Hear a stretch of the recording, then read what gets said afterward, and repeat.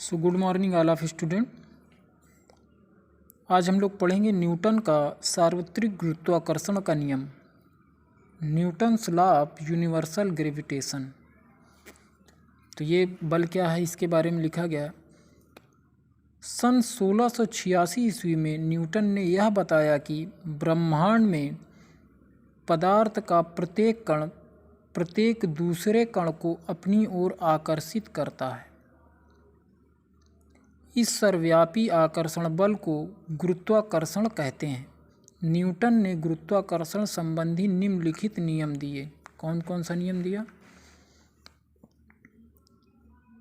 बल क्या बताया गया कि जो बल होते हैं ब्रह्मांड में, जितने भी कण हैं सब एक दूसरे पर बल लगा रहे हैं। मान लीजिए ब्रह्मांड में हमारा कण एक पृथ्वी हो गया, अब एक चंद्रमा हो गया, तो पृथ्वी और चंद्रमा क्या है, एक दूसरे के ऊपर बल लगा रहे हैं।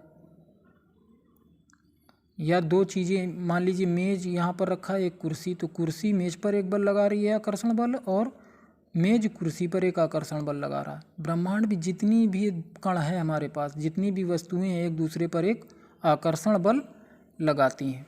तो वो बल किस प्रकार कार्य करता है बताया गया है। ध्रुव द्रव्यात्मक कणों के बीच लगने वाला आकर्षण बल कणों के द्रव्यमान के गुणनफल, दोनों कण के द्रव्यमान का गुणा करना है, के अनुक्रमानुपाती, एफ के अनुक्रमानुपाती, तथा उनके बीच की दूरी के वर्ग के, उनके बीच की दूरी क्या है उसका वर्ग करना है, के व्युत्क्रमानुपाती होता है। इसकी दिशा दोनों कणों को मिलाने वाली रेखा के अनुदिश होती है। जैसे हमारा मान लीजिए एक कण यहाँ m1 और दूसरा कण है m2, उनके दोनों के बीच की दूरी स्मॉल r है।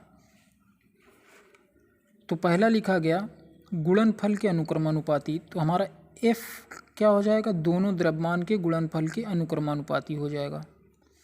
फिर क्या, उनके बीच की दूरी r, तो उनके बीच की दूरी r है के व्युत्क्रमानुपाती, वर्ग के व्युत्क्रमानुपाती। क्या लिखा गया, उनके बीच की दूरी के वर्ग के व्युत्क्रमानुपाती होता है। अगर ये दोनों समीकरण को मिलाएंगे तो f proportional m1 m2 upon r square हो जाएगा।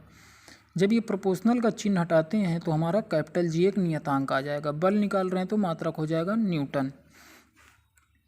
यहाँ लिखा गया जहाँ G अनुक्रमानुपाती स्थिरांक है, एक कांस्टेंट वैल्यू है G, इसे न्यूटन का सार्वत्रिक गुरुत्वाकर्षण स्थिरांक कहते हैं। न्यूटन का सार्वत्रिक गुरुत्वाकर्षण स्थिरांक कहते हैं।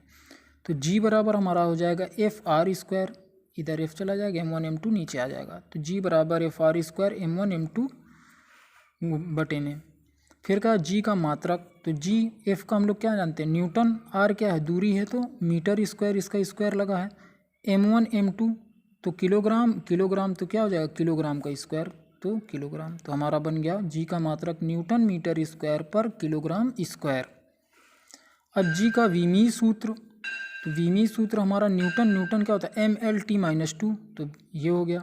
L मीटर क्या है, L स्क्वायर हो जाएगा, किलोग्राम मतलब m का स्क्वायर, m से m कट जाएगा, एक m को ऊपर ले जाइए तो m-1 L, एक L ये है और एक L ये है, तो दोनों का गुणा होकर L³ या L3 और T-2 इसी तरह। तो G का विमा हो गई हमारे पास। SI प्रणाली में G का मात्रक किलोग्राम मीटर क्यूब सेकंड पर सेकंड भी बोल सकते हैं, या सेकंड की पावर -2, यहाँ से kilogram -1 L metre cube second -2। G क्या है, हमारी एक अदिश राशि है, याद रखना है। और G का जो आंकिक मान होता है 6.67 गुणे 10⁻11 न्यूटन मीटर स्क्वायर पर किलोग्राम स्क्वायर, ये याद रखना है, G का आंकिक मान होता है। धन्यवाद।